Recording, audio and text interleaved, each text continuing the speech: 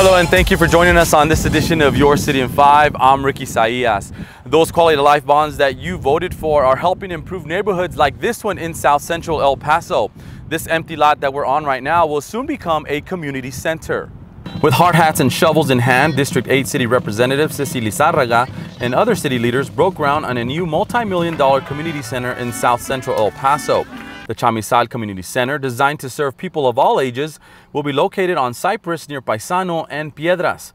The project seeks to fill a gap in recreation and community services with a vibrant facility that combines a library area with space for community gatherings and recreational activities, including sports, fitness, aerobics, and games. I'm excited for this community.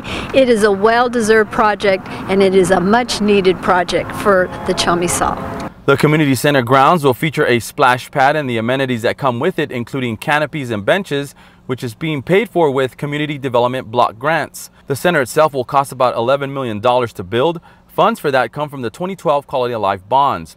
It should be ready to open in 2020. The city is also building two other community centers, one on Alameda and another on Lomita Drive. The Parks and Recreation Department is adding all-ability playgrounds throughout El Paso. City Council members approved an all-abilities playground plan that allows the city to create 8 of those playgrounds once fully implemented. Currently, there is only one all-abilities playground. That's at Ponder Park in East El Paso. Another one is under construction at Thorn Park.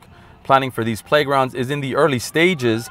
The Parks Department is applying for a grant from the Texas Parks and Wildlife to help pay for 3 of the new playgrounds, with the rest coming once funding is secured. The new all-abilities playground will be placed in different parts of town. Mayor and council learned about archaeology work being done for the Multi-Purpose Performing Arts and Entertainment Center project. The voter-approved multi-purpose center site is located downtown.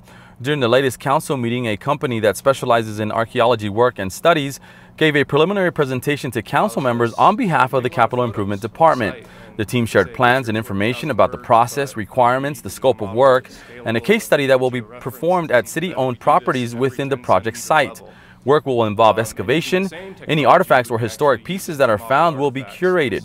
In addition, the city will work with the Centennial Museum at UTEP to house artifacts and provide any information about any findings at the site.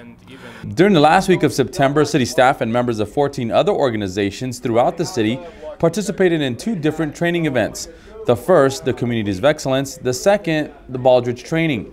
During the Communities of Excellence, the city, county, UMC, UTEP, Socorro ISD, EPISD, Canotillo ISD, Isleta ISD, the YWCA, and many others discussed the importance of performance improvement and hosting future discussions with mid-level staff about best practice and the importance of sharing information with the end goal of improving services to the community.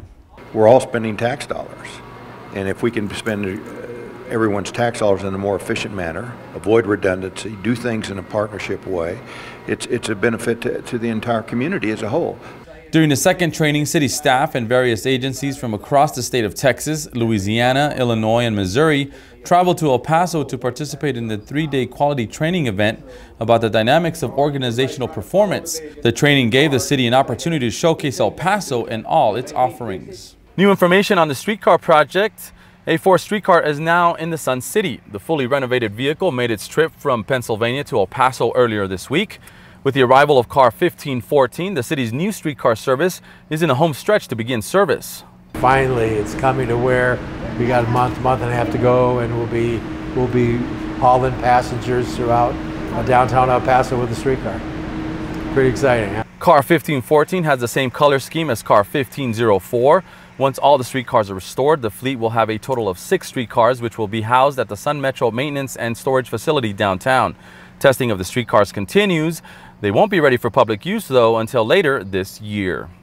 More flight options are headed to the El Paso International Airport. Alaska Airlines will provide daily nonstop flights from El Paso to San Diego and Seattle starting in February. The announcement made by the airline and city leaders is part of the city's strategic goal and a request by council to grow and expand air transportation. The airport has added 2 new airlines in the past 3 years and have announced 15 new flights in the past 4 years.